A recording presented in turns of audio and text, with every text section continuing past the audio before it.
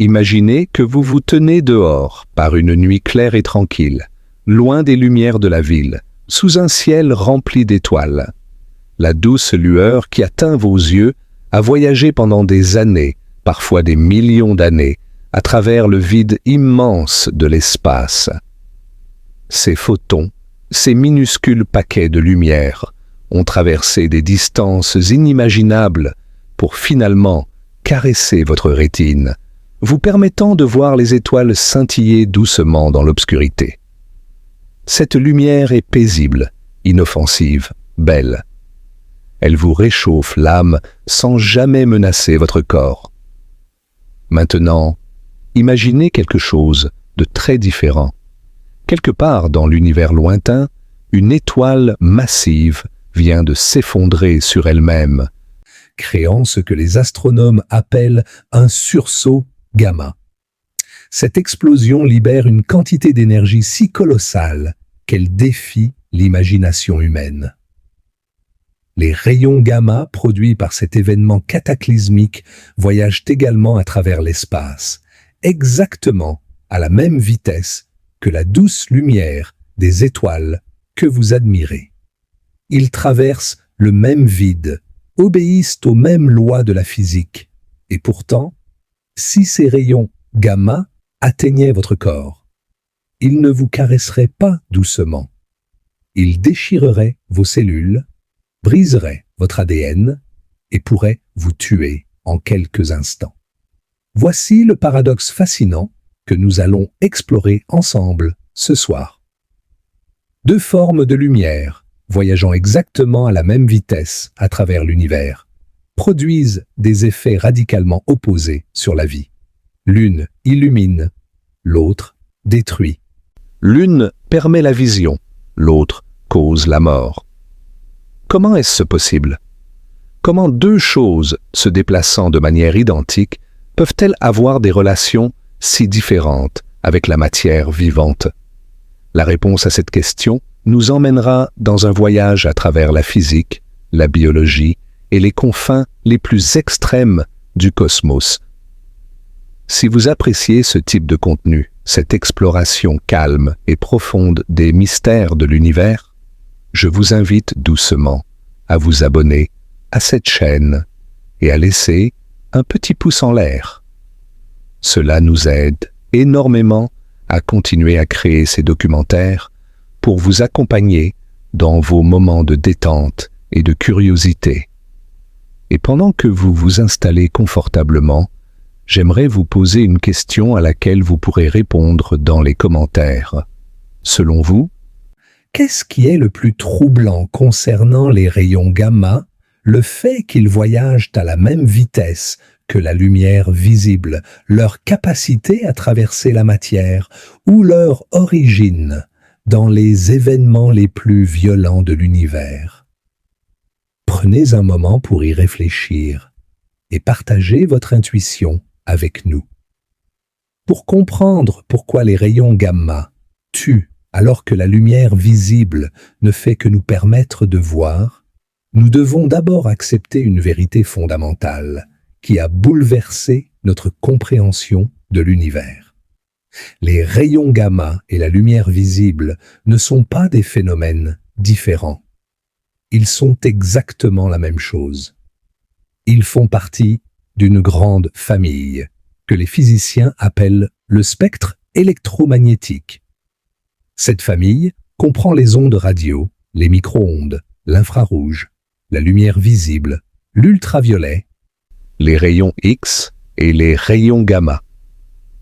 Tous ces membres de la famille sont des ondulations dans les champs électriques et magnétiques qui se propagent à travers l'espace. Et tous, sans exception, voyagent exactement à la même vitesse dans le vide. Environ 299 792 km par seconde.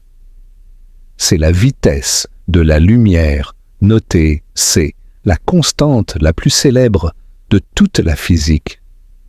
Cette découverte a été l'une des plus grandes révélations scientifiques du XIXe siècle. Avant James Clerk Maxwell, les scientifiques pensaient que la lumière, les ondes radio et les autres formes de rayonnement étaient des phénomènes complètement séparés. Maxwell a démontré, mathématiquement, qu'ils étaient tous des manifestations différentes du même phénomène fondamental.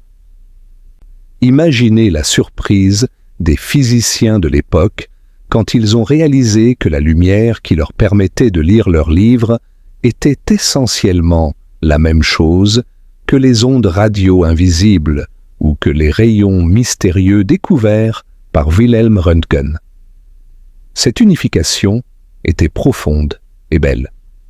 Elle suggérait que l'univers, malgré sa complexité apparente, était gouverné par des lois simples et élégantes. Mais si toutes ces formes de rayonnement sont fondamentalement identiques, qu'est-ce qui les différencie? La réponse réside dans deux propriétés liées, la longueur d'onde et la fréquence. Imaginez une vague sur l'océan. La longueur d'onde est la distance entre deux crêtes successives. La fréquence est le nombre de crêtes qui passent devant vous chaque seconde. Ces deux propriétés sont inversement proportionnelles. Si la longueur d'onde est grande, la fréquence est basse.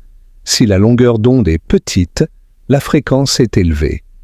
Pour les ondes électromagnétiques, cette relation est fixée par la vitesse de la lumière. La longueur d'onde multipliée par la fréquence donne toujours C. Les ondes radio ont des longueurs d'onde très grandes, parfois mesurées en mètres ou même en kilomètres. La lumière visible a des longueurs d'onde beaucoup plus petites, entre environ 400 et 700 nanomètres, soit des milliardièmes de mètres. Les rayons gamma, eux, ont des longueurs d'onde extraordinairement minuscules, plus petites que les atomes eux-mêmes, parfois de l'ordre d'un trillionième de mètre. Cela signifie que les rayons gamma oscillent à des fréquences incroyablement élevées, des trillions de fois par seconde. Et c'est là que se cache le secret de leur pouvoir destructeur. Ce n'est pas leur vitesse qui les rend dangereux, c'est leur fréquence. Et comme nous le découvrirons bientôt, la fréquence détermine l'énergie. Prenons un moment pour respirer et apprécier ce que nous avons établi jusqu'ici. Nous savons maintenant que les rayons gamma et la lumière visible sont des membres de la même famille électromagnétique. Ils voyagent tous deux à la vitesse de la lumière parce que c'est la seule vitesse possible pour les ondes électromagnétiques dans le vide. La différence entre eux n'est pas une différence de nature, mais une différence de degré, une différence de fréquence et de longueur d'onde. Les rayons gamma vibrent beaucoup plus rapidement que la lumière visible. Mais pourquoi cette vibration plus rapide devrait-elle être dangereuse? Pour répondre à cette question, nous devons plonger plus profondément dans la nature de la lumière elle-même et découvrir ce qu'elle transporte vraiment à travers l'univers. L'histoire de notre compréhension de la lumière est une histoire de surprises successives. Pendant des siècles, les philosophes et les scientifiques ont débattu de la nature fondamentale de la lumière. Est-elle constituée de particules, comme le pensait Isaac Newton, ou est-elle une onde, comme le suggéraient les expériences d'interférence et de diffraction? Au XIXe siècle, la théorie ondulatoire semblait avoir gagné définitivement. Les équations de Maxwell décrivaient la lumière comme une onde électromagnétique se propageant à travers l'espace, et cette description expliquait brillamment une multitude de phénomènes optiques. Mais au tournant du XXe siècle, de nouvelles observations ont commencé à ébranler cette certitude. Le problème est venu d'un phénomène apparemment simple, le rayonnement du corps noir. Quand vous chauffez un objet, il commence à briller. D'abord d'un rouge sombre, puis d'un orange, puis d'un jaune, et finalement d'un blanc éclatant si la température est suffisamment élevée. Les physiciens ont essayé de calculer exactement comment l'intensité de cette lumière devait varier avec la longueur d'onde en utilisant la théorie ondulatoire classique. Mais leurs calculs donnaient des résultats absurdes. Selon la physique classique, un objet chaud devrait émettre une quantité infinie d'énergie sous forme de rayonnement ultraviolet et au-delà. C'était ce qu'on appelait la catastrophe ultraviolette. Et elle suggérait que quelque chose de fondamental manquait dans notre compréhension de la lumière. C'est Max Planck, un physicien allemand, qui a trouvé la solution en 1900. Pour faire correspondre les prédictions théoriques aux observations expérimentales, Planck a dû faire une hypothèse radicale. L'énergie n'est pas émise ou absorbée de manière continue, mais en paquets discrets qu'il a appelés quanta. Chaque quantum d'énergie lumineuse était proportionnel à la fréquence de la lumière, selon une formule simple mais révolutionnaire. E égale H fois F.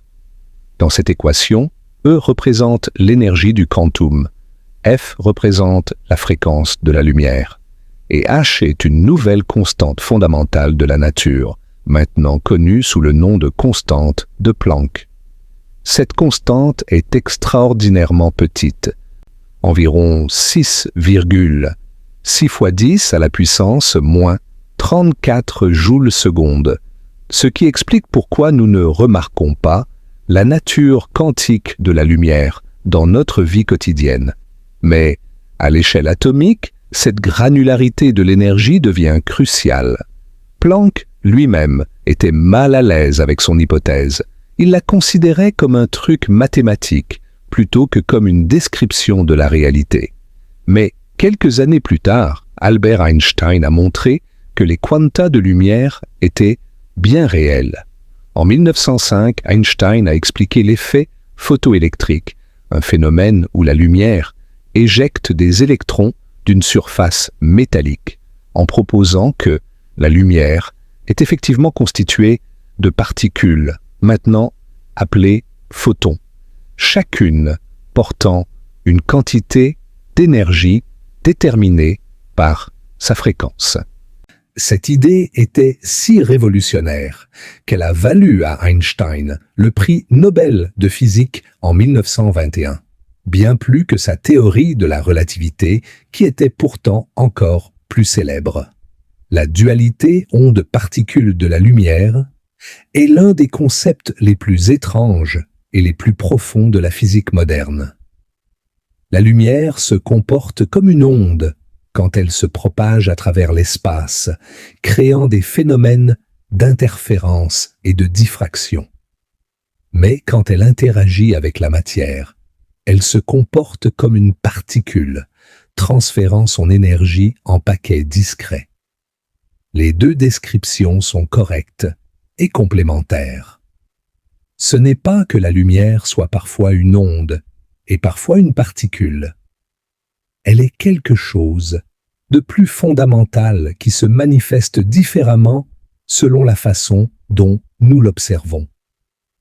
Mais revenons à notre question centrale. Pourquoi les rayons gamma sont-ils dangereux alors que la lumière visible ne l'est pas? La réponse est maintenant claire. L'énergie d'un photon dépend directement de sa fréquence. Les photons de lumière visible ont des fréquences relativement basses, donc chaque photon transporte une quantité d'énergie relativement modeste. Un photon de lumière rouge, par exemple, porte environ 1,8 électronvolts d'énergie. Un photon de lumière bleue porte un peu plus, environ 3 électronvolts. Ces énergies sont suffisantes pour exciter les électrons dans les molécules de pigments de votre rétine, déclenchant les signaux nerveux qui vous permettent de voir, mais elles ne sont pas assez fortes pour causer des dommages chimiques significatifs aux molécules de votre corps. Les rayons gamma, en revanche, ont des fréquences extraordinairement élevées, ce qui signifie que chaque photon gamma transporte une énorme quantité d'énergie. Un photon gamma typique peut porter des millions, voire des milliards d'électronvolts. C'est des millions de fois plus d'énergie qu'un photon de lumière visible. Imaginez la différence entre être touché par une balle de ping-pong lancée doucement et être percuté par un boulet de canon. Les deux objets peuvent voyager à la même vitesse, mais l'un transporte beaucoup plus d'énergie cinétique que l'autre. De la même manière, les photons gamma et les photons de lumière visible voyagent à la même vitesse, mais les photons gamma transportent un cargo énergétique incomparablement plus lourd. Cette analogie n'est pas parfaite, bien sûr. L'énergie d'un photon n'est pas exactement comme l'énergie cinétique d'un objet en mouvement. Mais elle capture l'essentiel. La vitesse n'est pas tout. Ce qui compte, c'est ce que vous transportez. Un camion de livraison et une voiture de sport peuvent rouler à la même vitesse sur l'autoroute, mais le camion peut transporter une charge beaucoup plus lourde.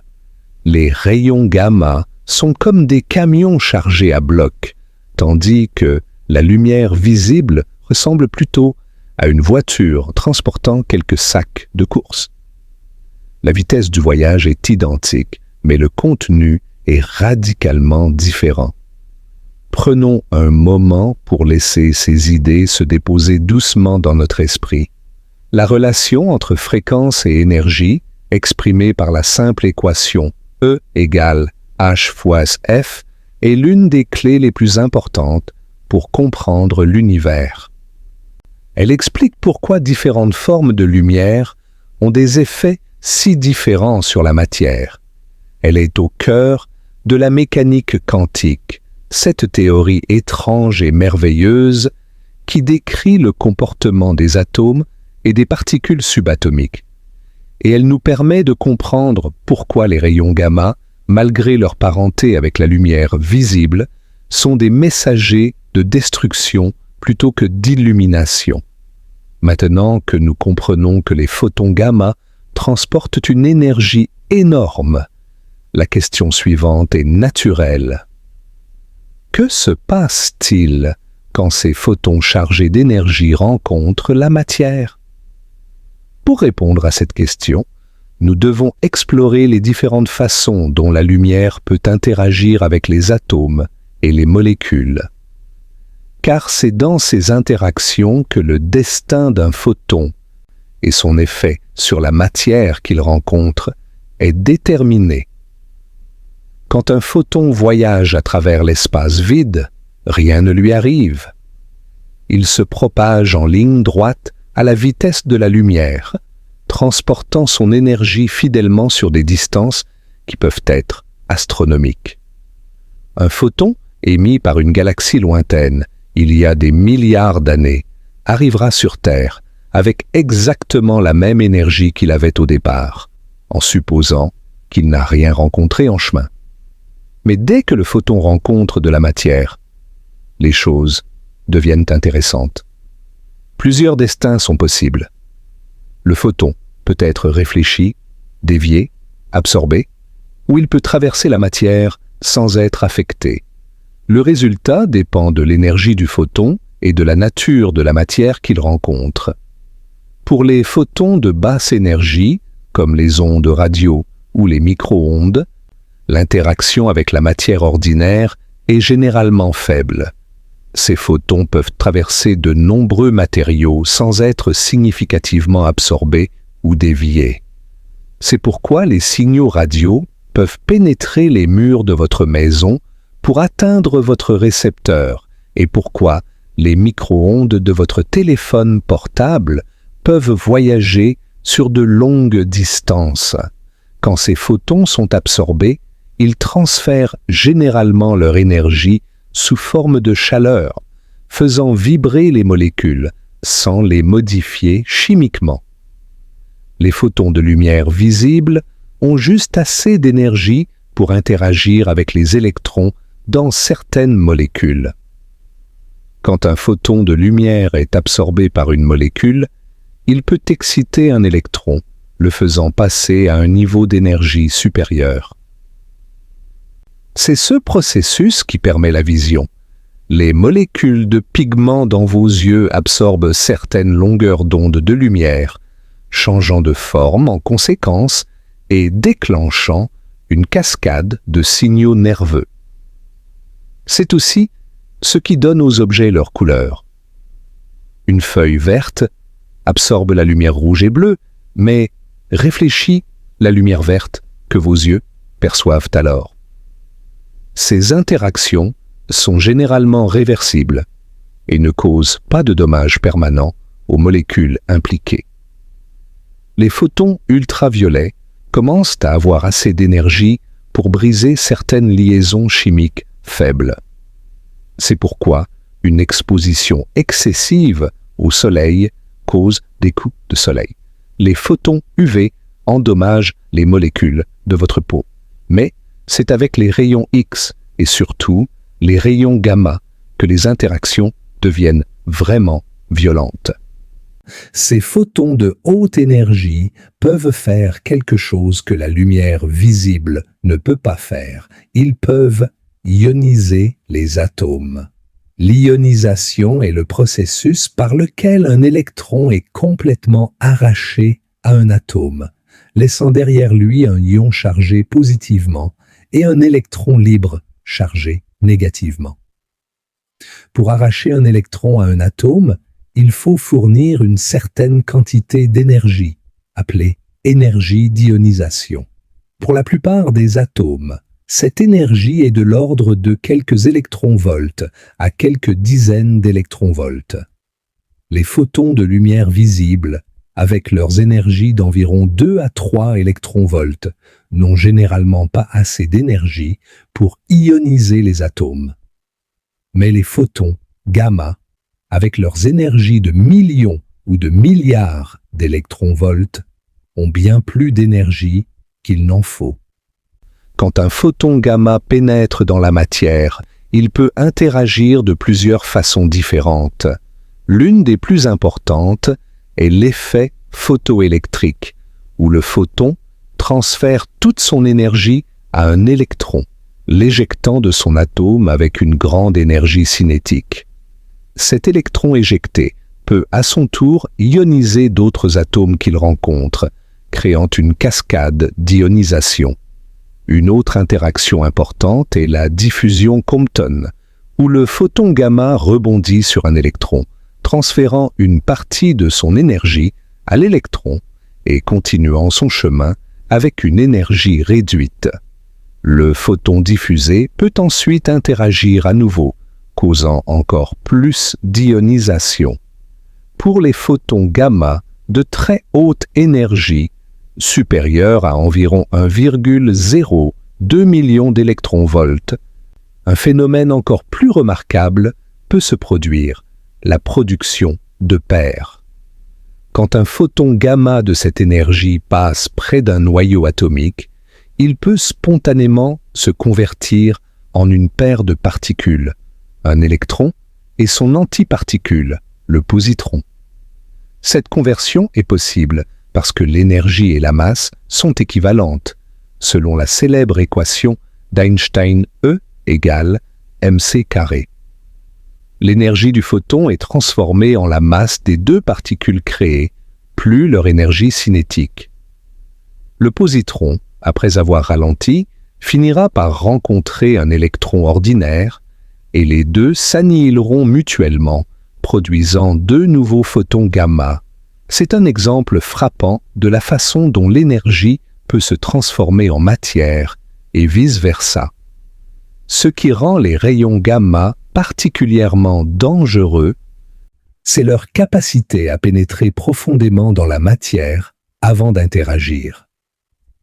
Les photons de lumière visible sont absorbés ou réfléchis par la surface de la plupart des matériaux. Les photons ultraviolets sont arrêtés par les couches superficielles de la peau. Mais les photons gamma peuvent traverser plusieurs centimètres, voire plusieurs mètres, de matière dense avant d'être finalement absorbés. Cela signifie qu'ils ne se contentent pas d'affecter la surface de ce qu'ils rencontrent. Ils peuvent pénétrer profondément dans les tissus vivants, causant des dommages aux organes internes, aux os et à la moelle osseuse.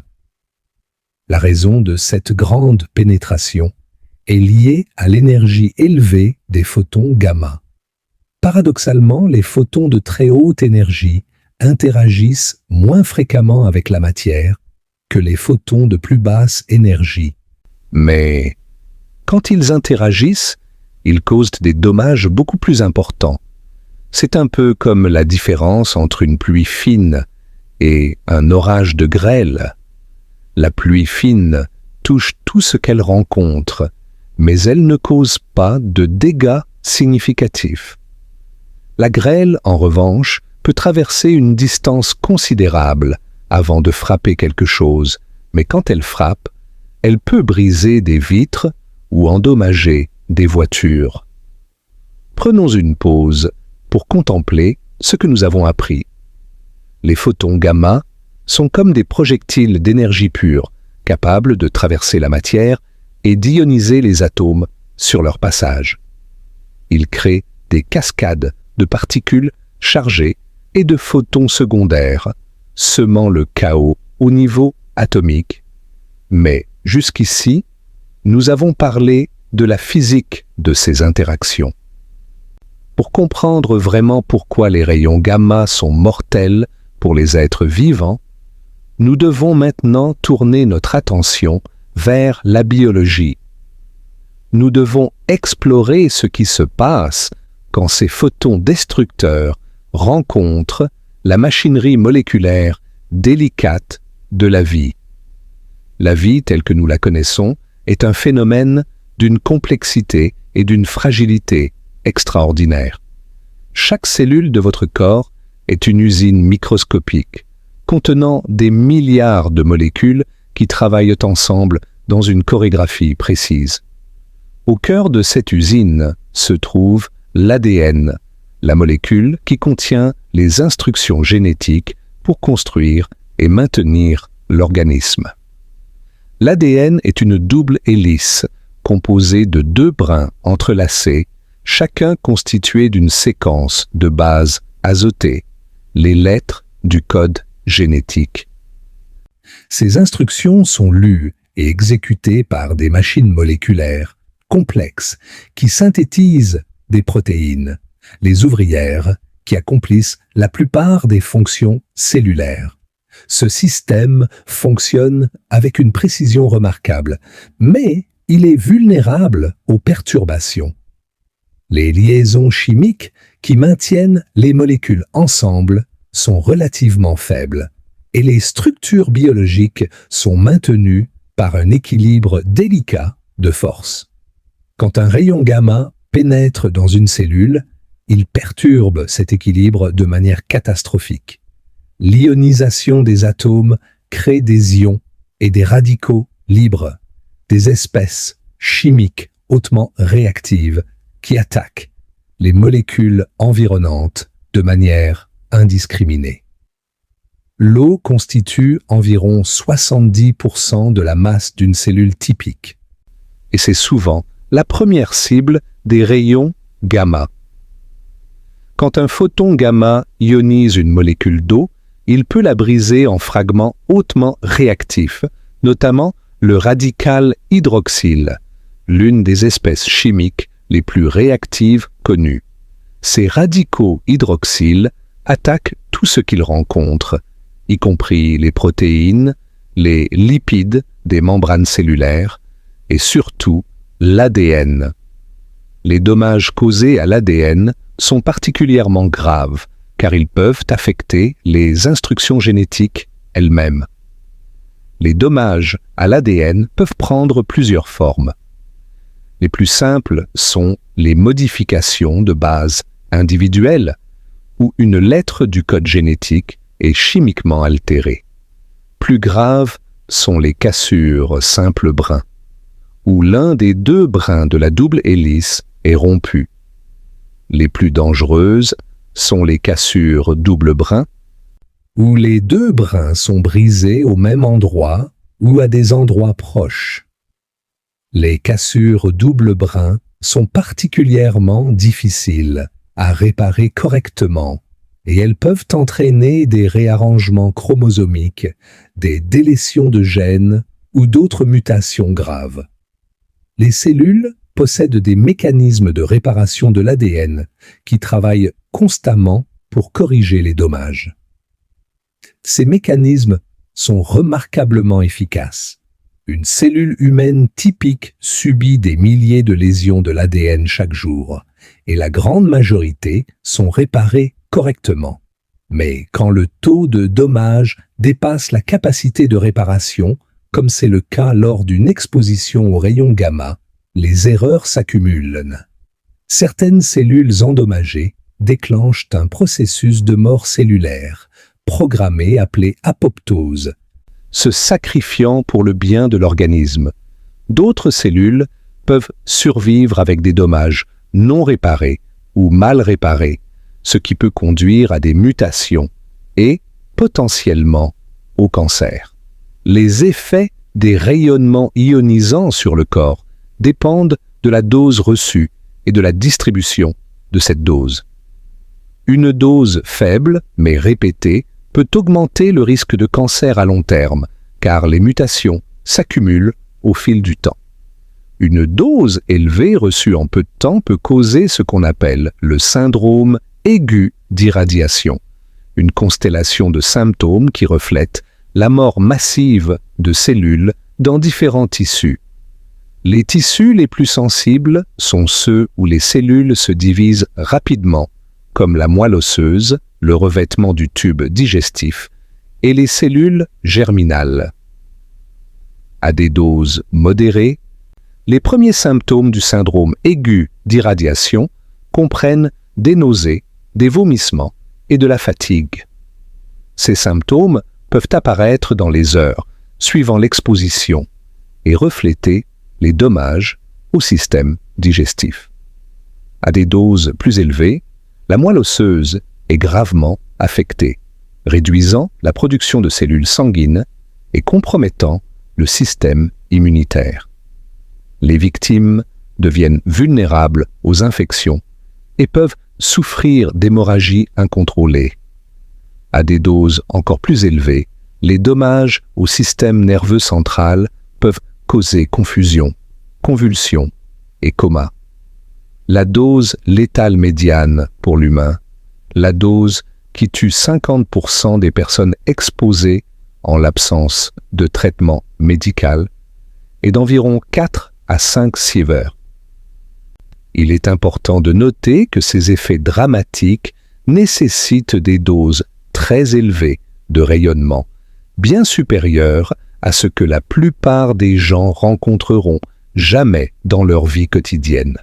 Le rayonnement de fond naturel auquel nous sommes tous exposés, provenant du radon dans l'air, des isotopes radioactifs dans le sol et les aliments, et des rayons cosmiques, est d'environ 2 à 3 millisieverts par an, soit des milliers de fois moins que la dose létale.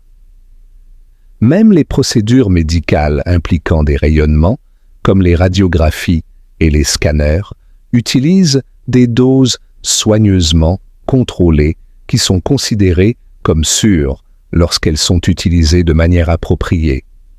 Respirons un moment et réfléchissons à ce que nous avons appris sur la biologie des dommages causés par les rayonnements.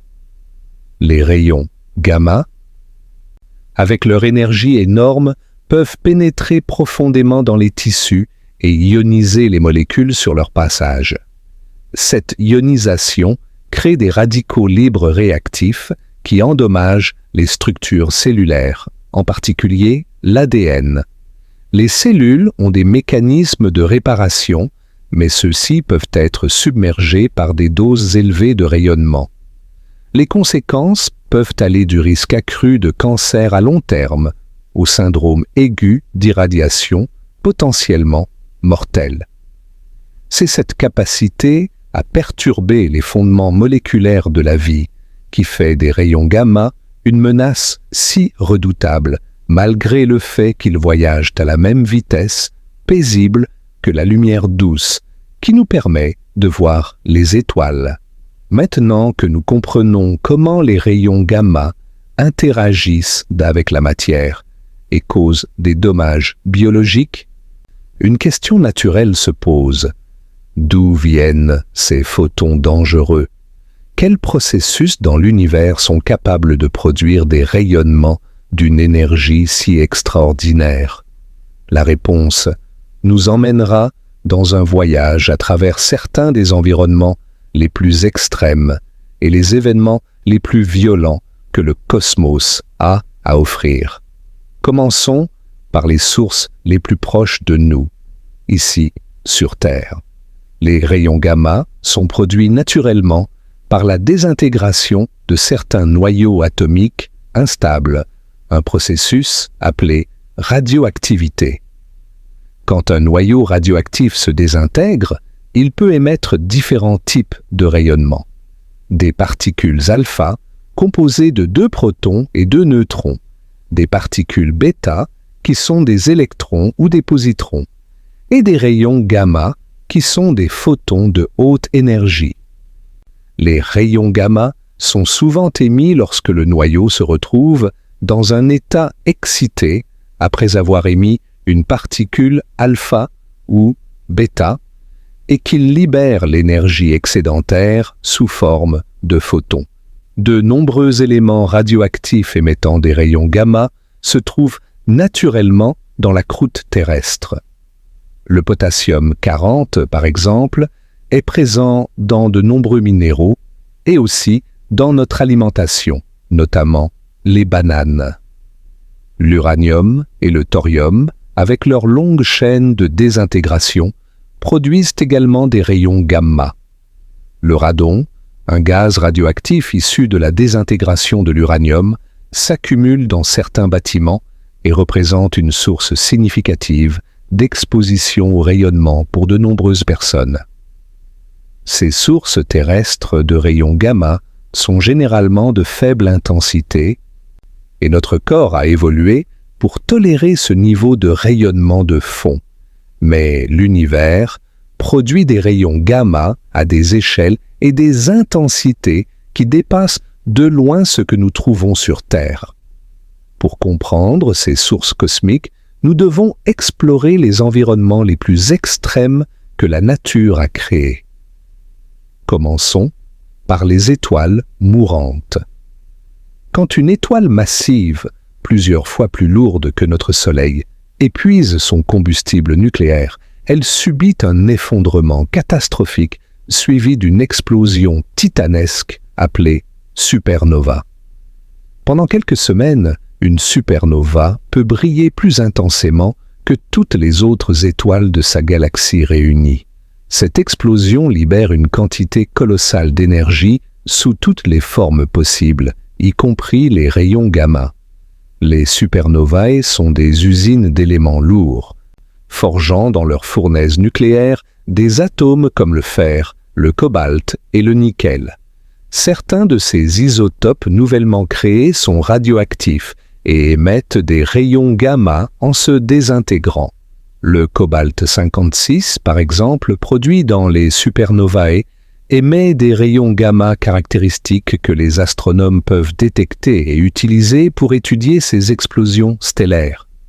De plus, les ondes de choc des supernovae peuvent accélérer des particules à des énergies extraordinaires, et ces particules accélérées peuvent produire des rayons gamma en interagissant avec le milieu environnant.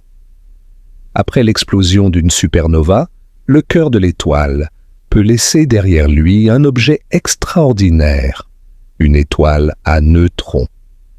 Ces objets sont incroyablement denses, contenant une masse comparable à celle du Soleil, comprimée dans une sphère d'à peine une vingtaine de kilomètres de diamètre.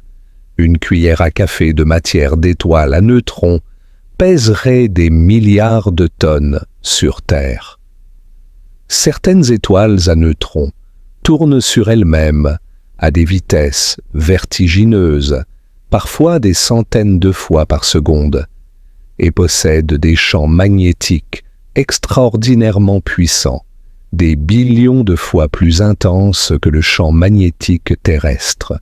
Ces étoiles à neutrons en rotation rapide sont appelées pulsars, et elles émettent des faisceaux de rayonnement électromagnétique, y compris des rayons gamma, depuis leur pôle magnétique.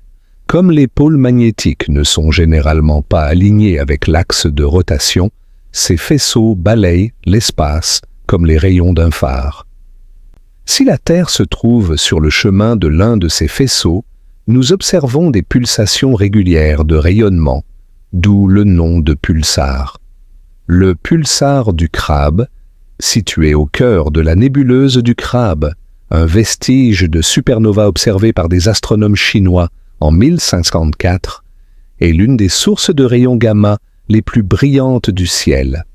Mais les sources les plus spectaculaires de rayons gamma dans l'univers sont les noyaux actifs de galaxies et les sursauts gamma. Les noyaux actifs de galaxies sont alimentés par des trous noirs supermassifs, des monstres gravitationnels contenant des millions ou des milliards de masses solaires qui dévorent la matière de leur environnement. Quand de la matière tombe vers un trou noir supermassif, elle forme un disque d'accrétion. Un tourbillon de gaz et de poussière chauffé à des températures extrêmes par la friction. Une partie de cette matière est éjectée en jets puissants perpendiculaires au disque, accélérés à des vitesses proches de celles de la lumière. Ces jets émettent des rayons gamma en abondance. Quand l'un de ces jets est pointé presque directement vers la Terre, nous observons ce qu'on appelle un blazar, l'une des sources de rayonnement les plus lumineuses de l'univers. Les blazars peuvent varier en luminosité sur des échelles de temps de quelques heures ou quelques jours, ce qui indique que la région émettrice est extraordinairement compacte, pas plus grande que notre système solaire, malgré une luminosité qui peut dépasser celle de 1000 milliards de soleils. Et puis, il y a les sursauts gamma, les explosions les plus énergétiques de l'univers depuis le Big Bang. Ces événements ont été découverts par accident dans les années 1960 par des satellites militaires américains qui surveillaient les essais nucléaires soviétiques. Les satellites détectaient des éclairs brefs et intenses de rayons gamma provenant de l'espace profond. Et pendant des décennies, leur nature est restée un mystère. Nous savons maintenant que les sursauts gamma sont de deux types principaux.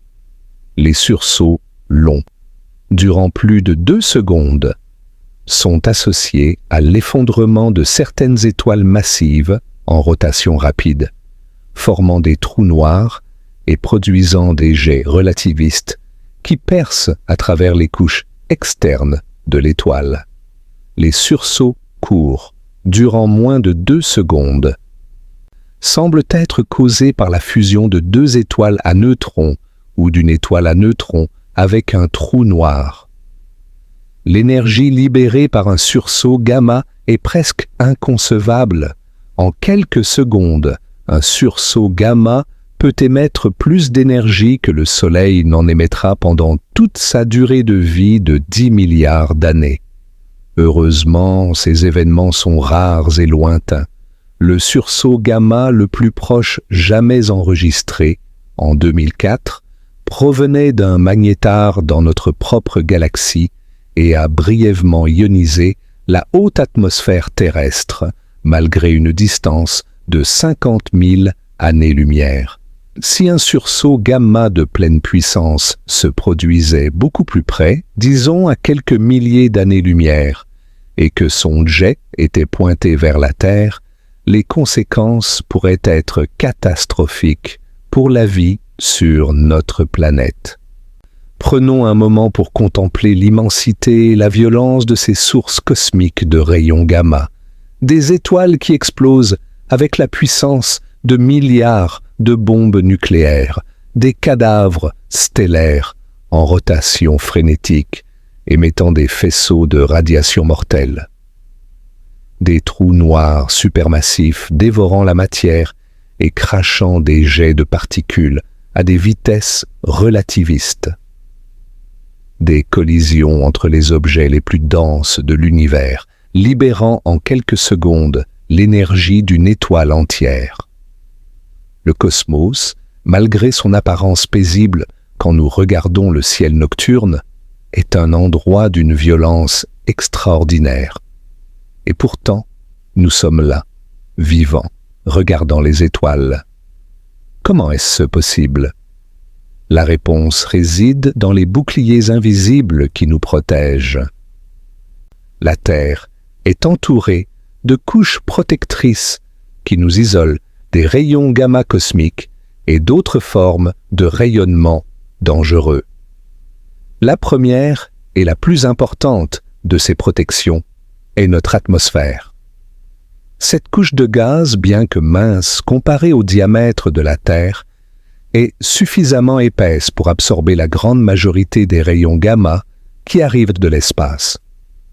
Quand un photon gamma de haute énergie pénètre dans la haute atmosphère, il interagit avec les atomes de l'air, produisant des gerbes de particules secondaires qui se dispersent et perdent leur énergie en descendant vers le sol.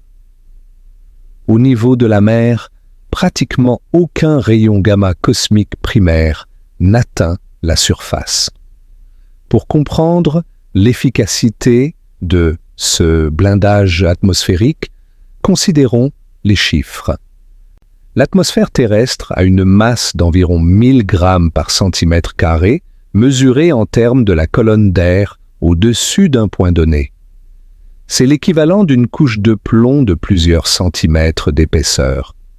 Les rayons gamma, malgré leur capacité à pénétrer la matière, sont absorbés ou diffusés de manière exponentielle en traversant cette masse. Un photon gamma de 1 million d'électronvolts a une longueur d'atténuation dans l'air d'environ 100 mètres, ce qui signifie que son intensité diminue d'un facteur E pour chaque 100 mètres parcourus.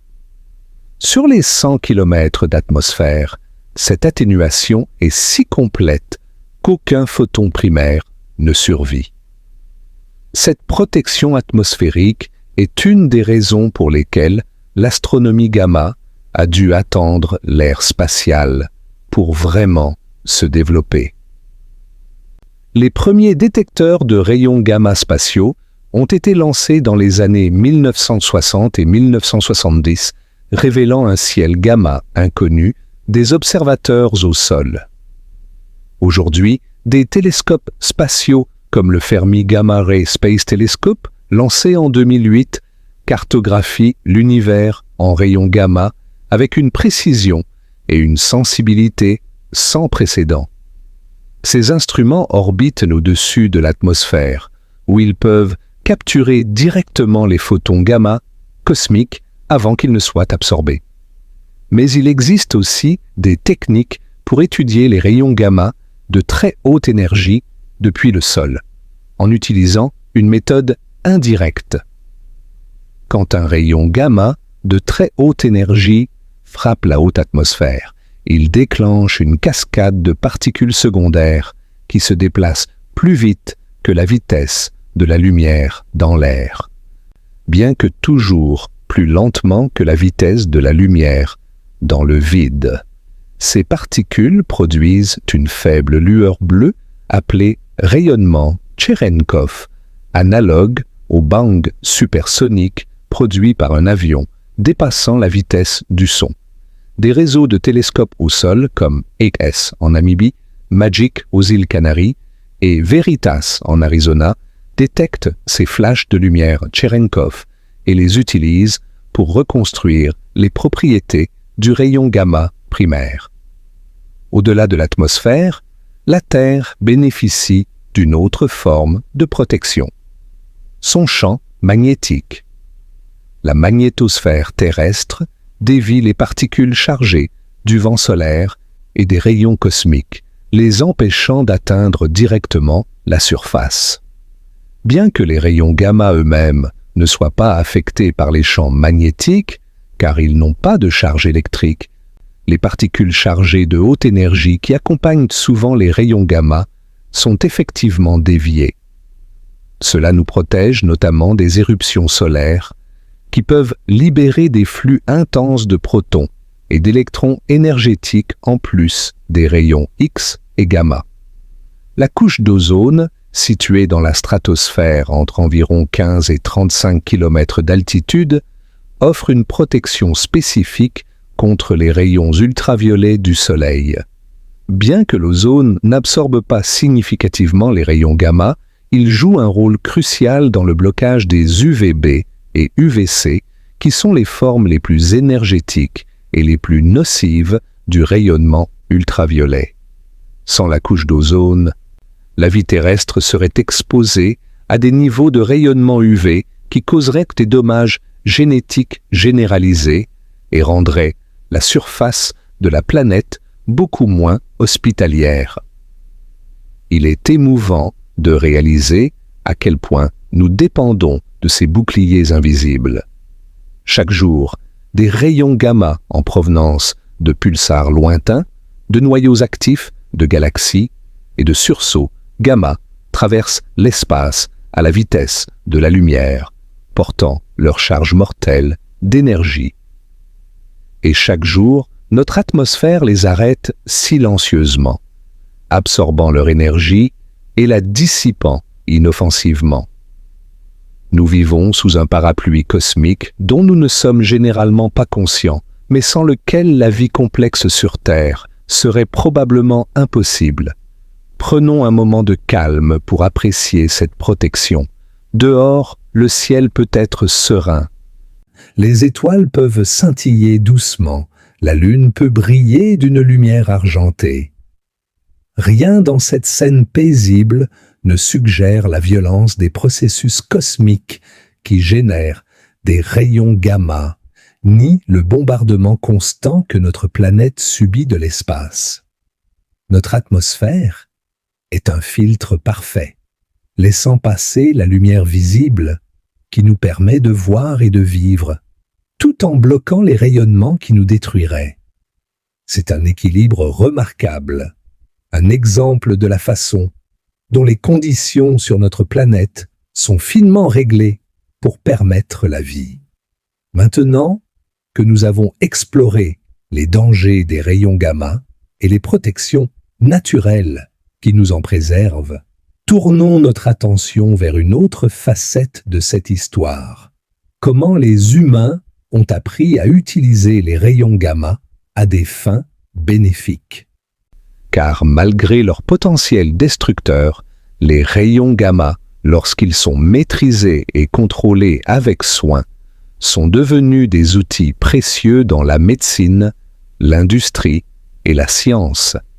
L'application médicale la plus importante des rayons gamma est la radiothérapie, un traitement du cancer qui utilise des rayonnements ionisants pour détruire les cellules tumorales. Le principe est simple. Les cellules cancéreuses, qui se divisent plus rapidement que les cellules normales, sont généralement plus sensibles aux dommages causés par les rayonnements. En ciblant précisément la tumeur avec des faisceaux de rayons gamma, les oncologues peuvent tuer les cellules malignes tout en minimisant les dommages aux tissus sains environnants. La radiothérapie moderne est une prouesse de technologie et de précision. Les planificateurs de traitement utilisent des images de scanners et d'IRM pour localiser exactement la tumeur et les structures critiques à protéger. Des logiciels sophistiqués calculent la distribution de doses optimales et des accélérateurs linéaires délivrent les rayonnements avec une précision millimétrique. Certaines techniques, comme la radiothérapie à modulation d'intensité et la radiothérapie stéréotaxique, permettent de conformer le faisceau à la forme irrégulière de la tumeur, épargnant davantage les tissus sains. Une forme spécialisée de radiothérapie gamma utilise une source de cobalt-60, un isotope radioactif qui émet des rayons gamma de haute énergie. Le Gamma Knife, développé en Suède dans les années 1960, utilise près de 200 faisceaux de rayons gamma provenant de sources de cobalt-60, tous focalisés sur un point unique dans le cerveau. Cette technique permet de traiter des tumeurs cérébrales et des malformations vasculaires avec une précision chirurgicale, sans avoir besoin d'ouvrir le crâne.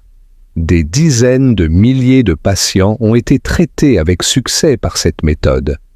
Au-delà du traitement, les rayons gamma sont également utilisés pour le diagnostic médical. La tomographie par émission de positrons, connue sous l'acronyme TEP ou PET en anglais, utilise des traceurs radioactifs qui émettent des positrons. Quand un positron rencontre un électron dans le corps, les deux particules s'annihilent, produisant deux photons gamma qui partent dans des directions opposées. Des détecteurs entourant le patient captent ces paires de photons et utilisent leur trajectoire pour localiser précisément l'endroit où l'annihilation a eu lieu. Cette technique permet de visualiser l'activité métabolique des tissus, révélant des tumeurs, des infections et des anomalies de fonctionnement cérébral avec une sensibilité remarquable. Dans le domaine de la stérilisation, les rayons gamma sont un outil puissant pour éliminer les micro-organismes. Les équipements médicaux jetables, comme les seringues, les gants chirurgicaux et les implants, sont souvent stérilisés par irradiation gamma après leur fabrication. Les rayons gamma pénètrent les emballages scellés et tuent toutes les bactéries, virus et champignons sans élever la température du produit, ce qui est crucial pour les matériaux sensibles à la chaleur. Cette méthode de stérilisation est également utilisée pour les produits sanguins, les tissus transplantés et certains médicaments. L'industrie alimentaire utilise l'irradiation gamma pour prolonger la durée de conservation des aliments et réduire les risques de maladies d'origine alimentaire. Les rayons gamma peuvent tuer les bactéries pathogènes comme Salmonella et E. coli, éliminer les parasites dans la viande et retarder le mûrissement des fruits et légumes. Cette technique est approuvée par de nombreuses autorités sanitaires dans le monde et est utilisée pour une variété d'aliments, des épices aux fruits de mer.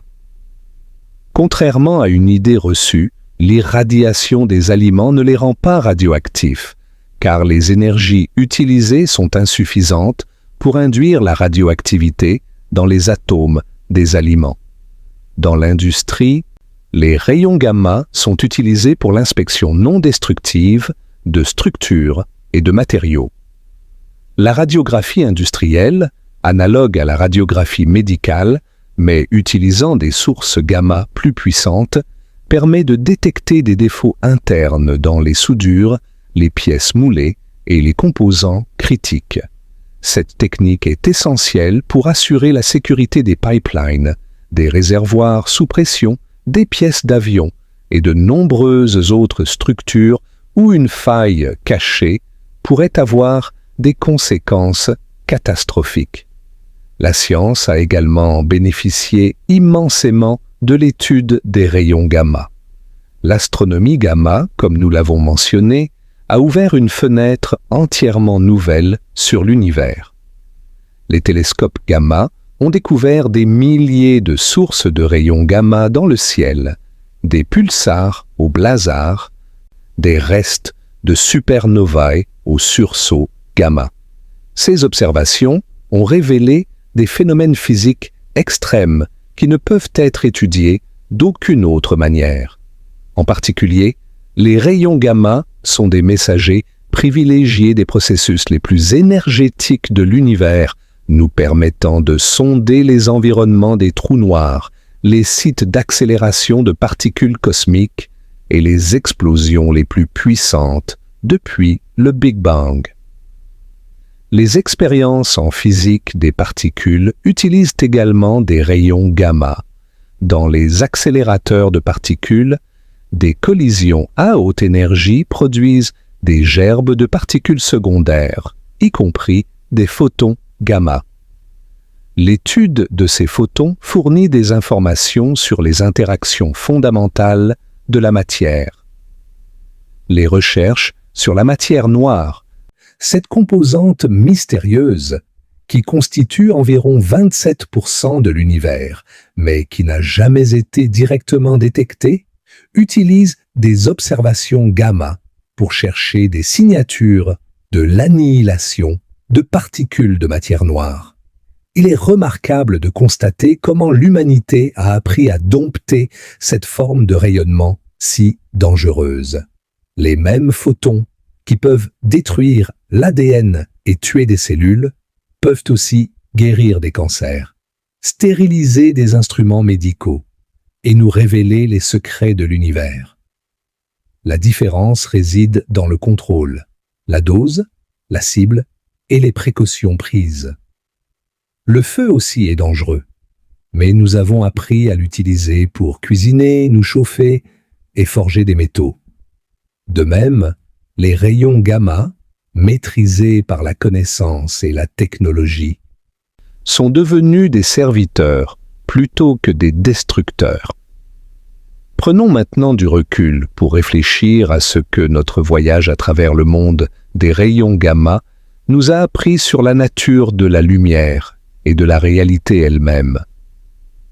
Nous avons commencé par un paradoxe apparent. Comment deux formes de lumière voyageant à la même vitesse peuvent-elles avoir des effets si différents? La réponse nous a conduits à travers la physique des ondes électromagnétiques, la mécanique quantique, la biologie cellulaire, l'astrophysique et les applications technologiques. Mais au-delà des détails techniques, il y a des leçons plus profondes à tirer. Le spectre électromagnétique de la radio aux rayons gamma est une manifestation unique d'un phénomène fondamental, l'oscillation couplée des champs électriques et magnétiques. Toutes ces formes de rayonnement obéissent aux mêmes équations de Maxwell, voyagent à la même vitesse dans le vide et sont constituées des mêmes particules fondamentales, les photons. La seule différence est la fréquence de l'oscillation, et pourtant cette différence produit une diversité stupéfiante d'effets et d'applications. C'est un exemple frappant de la façon dont la complexité peut émerger de principes simples. Considérons l'étendue du spectre électromagnétique. Les ondes radio les plus longues que nous utilisons ont des longueurs d'onde de plusieurs kilomètres, utilisées pour la communication avec les sous-marins submergés. Les rayons gamma les plus énergétiques jamais détectés ont des longueurs d'onde de l'ordre d'un 100 milliardième de mètre. Le rapport entre ces extrêmes est d'environ 20 ordres de grandeur, un suivi de 20 zéros. C'est une gamme vertigineuse, bien plus vaste que la gamme de taille entre un atome et l'univers observable.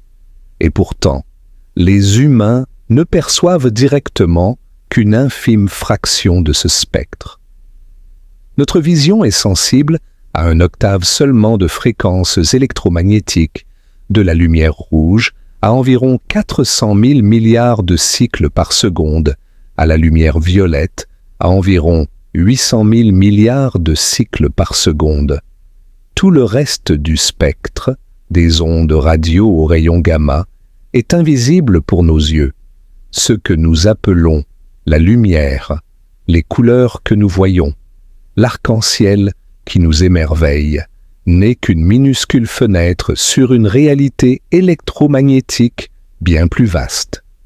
Cette limitation de notre perception est profonde. Nous construisons notre image du monde à partir des photons qui pénètrent nos yeux, mais ces photons ne représentent qu'une infime partie de l'information électromagnétique disponible. D'autres créatures ont des fenêtres différentes. Les abeilles voient l'ultraviolet et peuvent détecter des motifs sur les fleurs invisibles pour nous. Certains serpents ont des organes sensibles à l'infrarouge, leur permettant de détecter la chaleur corporelle de leur proie dans l'obscurité totale. Si nous avions évolué avec des yeux sensibles aux rayons X ou aux ondes radio, notre expérience du monde serait radicalement différente. Heureusement, la technologie nous a permis d'étendre notre perception bien au-delà de nos sens biologiques. Les radiotélescopes écoutent l'écho du Big Bang dans le fond diffus cosmologique.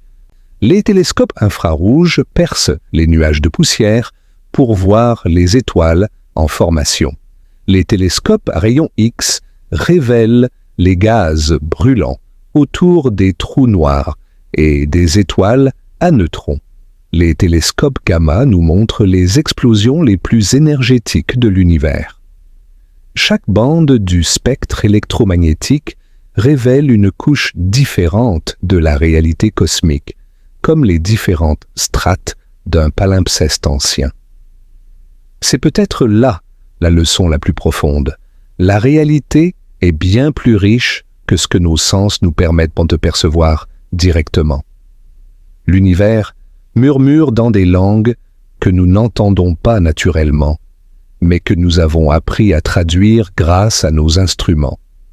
Les rayons gamma, mortels pour nos corps, mais porteurs d'informations précieuses sur les phénomènes les plus extrêmes du cosmos, en sont un exemple parfait. Ils nous rappellent que la nature ne se soucie pas de notre confort ou de notre survie. Elle fonctionne selon ses propres lois, indifférentes à nos préférences.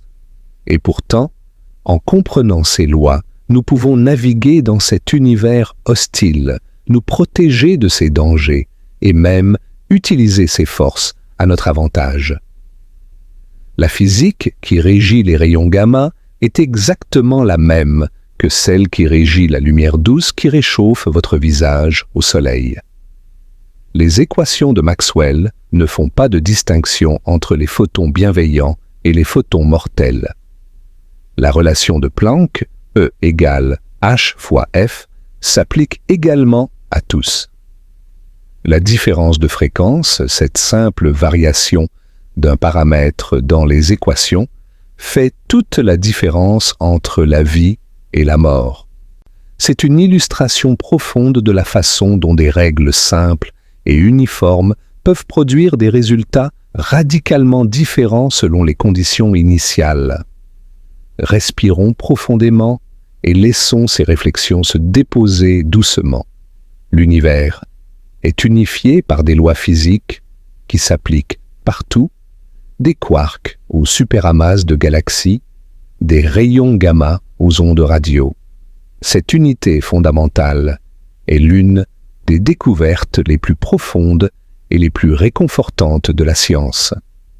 Elle suggère que le cosmos, malgré son immensité et sa complexité apparente, est compréhensible. Nous, petites créatures, sur une petite planète orbitant une étoile ordinaire, dans une galaxie parmi des centaines de milliards, avons la capacité de comprendre les lois qui gouvernent l'ensemble. C'est une source d'émerveillement et d'humilité à la fois. Nous approchons maintenant de la fin de notre voyage ensemble. Nous avons commencé par une question simple. Pourquoi les rayons gamma tuent-ils alors qu'ils voyagent à la même vitesse que la lumière visible? Et nous avons découvert que la réponse plonge ses racines dans la nature profonde de la lumière, de l'énergie et de la vie elle-même. Récapitulons les étapes de notre exploration.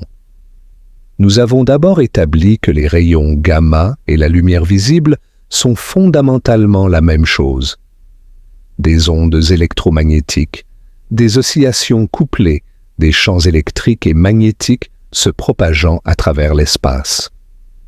Tous les membres de cette famille électromagnétique voyagent à la même vitesse dans le vide, environ 300 000 km par seconde, parce que cette vitesse est déterminée par les propriétés fondamentales de l'espace lui-même, les constantes de permittivité et de perméabilité du vide. La différence entre les rayons gamma et la lumière visible n'est pas une différence de nature, mais une différence de fréquence. Les rayons gamma oscillent beaucoup plus rapidement que la lumière visible. Nous avons ensuite découvert pourquoi cette différence de fréquence est si importante. La mécanique quantique nous enseigne que la lumière n'est pas continue mais granulaire, constituée de particules appelées photons. L'énergie de chaque photon est proportionnelle à sa fréquence, selon la relation E égale H fois F. Les photons de rayons gamma, avec leur fréquence extraordinairement élevée, transportent donc une énergie énorme, des millions ou des milliards de fois plus que les photons de lumière visible. Même s'ils voyagent à la même vitesse, leur cargo énergétique est radicalement différent. Nous avons exploré comment cette énergie interagit avec la matière. Les photons de haute énergie, comme les rayons gamma, peuvent ioniser les atomes, arrachant des électrons et créant des espèces chimiques réactives. Cette ionisation est particulièrement destructrice pour les molécules biologiques, en particulier l'ADN. Les dommages à l'ADN peuvent conduire à la mort cellulaire, aux mutations et au cancer. C'est pourquoi les rayons gamma sont classés comme rayonnements ionisants et sont si dangereux pour les êtres vivants. Nous avons voyagé à travers l'univers pour découvrir d'où viennent les rayons gamma. Des sources terrestres modestes, comme la désintégration radioactive aux sources cosmiques spectaculaires, comme les supernovae, les pulsars, les noyaux actifs de galaxies et les sursauts gamma. L'univers produit des rayons gamma dans une variété de contextes, souvent associés aux phénomènes les plus violents et les plus énergétiques. Ces sources lointaines témoignent des processus extrêmes qui façonnent le cosmos. Nous avons également appris comment notre planète nous protège de ce bombardement cosmique. L'atmosphère terrestre, cette couche de gaz que nous tenons souvent pour acquise, agit comme un bouclier efficace, absorbant les rayons gamma avant qu'ils n'atteignent la surface. Le champ magnétique terrestre ajoute une couche de protection en déviant les particules chargées. La couche d'ozone bloque les rayons ultraviolets. Ensemble, ces protections font de la Terre un havre de sécurité dans un univers hostile. Et nous avons vu comment l'humanité a appris à utiliser les rayons gamma pour le bénéfice de tous. La radiothérapie sauve des vies en ciblant les cellules cancéreuses. L'imagerie médicale révèle les processus cachés à l'intérieur du corps. La stérilisation par irradiation protège contre les maladies. L'astronomie gamma nous montre l'univers sous un jour entièrement nouveau. En comprenant la physique des rayons gamma, nous avons transformé un danger en outil. Maintenant, alors que vous êtes peut-être allongé dans l'obscurité, écoutant ces mots, laissez-vous aller à la contemplation de ce que nous avons appris ensemble. Quelque part au-dessus de vous, des photons de toutes les fréquences pleuvent sur la Terre. La plupart sont arrêtés par l'atmosphère, ne vous atteignant jamais. Ceux qui vous atteignent sont les photons doux et inoffensifs de la lumière visible, peut-être la lueur des étoiles ou de la lune, ou la lumière artificielle de votre chambre. Ces photons ont voyagé depuis leur source à la vitesse de la lumière portant une énergie modeste qui suffit à exciter les cellules de votre rétine, mais pas à les endommager. Ils sont les messagers de l'univers, vous apportant des informations sur des étoiles, des planètes, des galaxies lointaines, sans jamais vous blesser. Pendant ce temps, dans les coins les plus reculés du cosmos, des événements d'une violence inimaginable libèrent des torrents de rayons gamma. Des étoiles s'effondrent, des trous noirs dévorent la matière, des objets ultra-denses entrent en collision. Ces photons gamma voyagent eux aussi à la vitesse de la lumière. Mais ils portent un tout autre message, un message d'énergie et de destruction. Ils traversent l'espace pendant des millions ou des milliards d'années et certains d'entre eux frappent notre planète. Mais l'atmosphère les absorbe, dissipe leur énergie, les empêche de vous atteindre. Vous êtes protégés sans même le savoir. C'est une pensée à la fois réconfortante et vertigineuse. Nous vivons sur une petite île de sécurité dans un océan de radiation. Notre atmosphère est notre bouclier et la physique de l'absorption des photons est notre gardienne. Nous avons évolué sous ce bouclier, adaptés au niveau de rayonnement de fond naturel, mais vulnérables aux doses plus élevées. La vie sur Terre dépend de cet équilibre délicat, de cette protection que nous ne voyons jamais, mais sans laquelle nous ne pourrions exister. En réfléchissant à tout cela, on peut ressentir une profonde gratitude pour les circonstances qui rendent notre existence possible. La taille de notre planète qui permet de retenir une atmosphère suffisamment dense.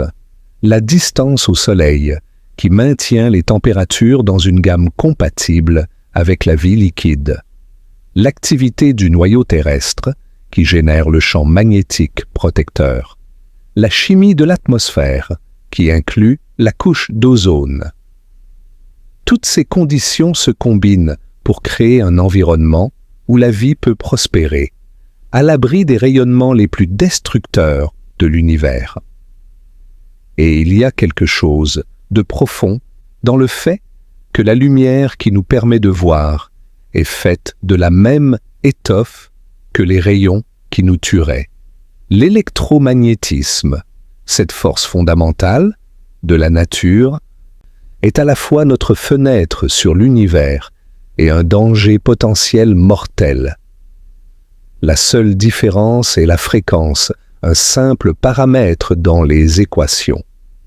Cela nous rappelle que la nature n'est ni bienveillante ni malveillante. Elle est simplement ce qu'elle est, gouvernée par des lois impartiales. C'est à nous de naviguer dans cette réalité, de comprendre les lois et d'agir en conséquence. La compréhension apporte une forme de paix. Quand nous comprenons pourquoi les rayons gamma sont dangereux, ils cessent d'être une menace mystérieuse et deviennent un phénomène naturel que nous pouvons appréhender et gérer. La connaissance éclaire l'obscurité de l'inconnu. Elle transforme la peur en curiosité, l'anxiété en émerveillement. C'est l'un des plus grands dons de la science. Elle nous permet de comprendre notre place dans l'univers et de faire la paix avec les forces qui nous entourent. Alors que nous arrivons à la fin de ce voyage, je vous invite à vous détendre complètement. Fermez les yeux si vous le souhaitez. Visualisez les photons de lumière douce qui vous entourent. Voyageant depuis leur source à une vitesse que notre esprit peut à peine concevoir, 300 000 kilomètres chaque seconde. Ces photons sont vos compagnons constants, vous permettant de voir, de vous réchauffer, de vivre. Et bien au-dessus de vous, l'atmosphère veille silencieusement, absorbant les photons plus dangereux, vous protégeant pendant que vous dormez. L'univers est vaste et souvent violent. des étoiles explosent, des trous noirs dévorent. Des rayons gamma traversent des distances inimaginables. Mais ici, sur notre petite planète bleue, nous sommes à l'abri.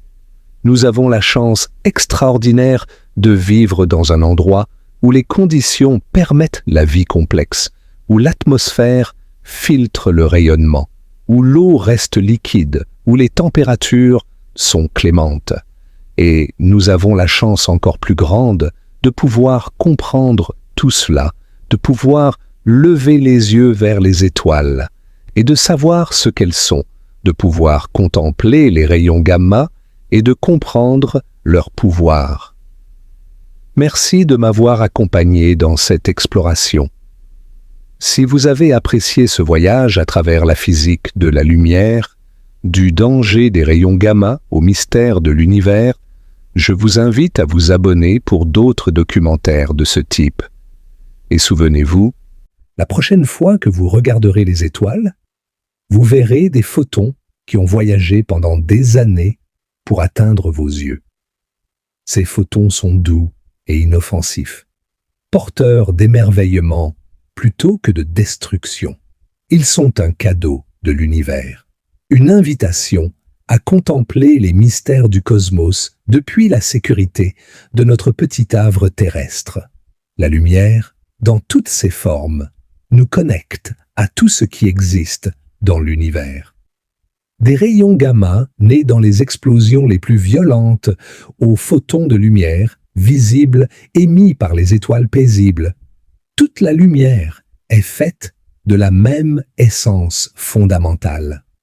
Nous sommes des créatures de lumière, faites d'atomes forgés dans les étoiles, voyant par des photons, vulnérables aux photons. Nous faisons partie du même continuum que nous avons exploré ensemble. Reposez-vous maintenant. Laissez les informations de ce voyage se déposer doucement dans votre mémoire, comme la lumière des étoiles se dépose sur votre rétine. La lumière sera toujours là quand vous vous réveillerez, vous permettant de voir un nouveau jour. Et l'atmosphère sera toujours là aussi, vous protégeant silencieusement des rayons les plus dangereux de l'univers. Bonne nuit, et que vos rêves soient aussi paisibles que la lumière des étoiles. End.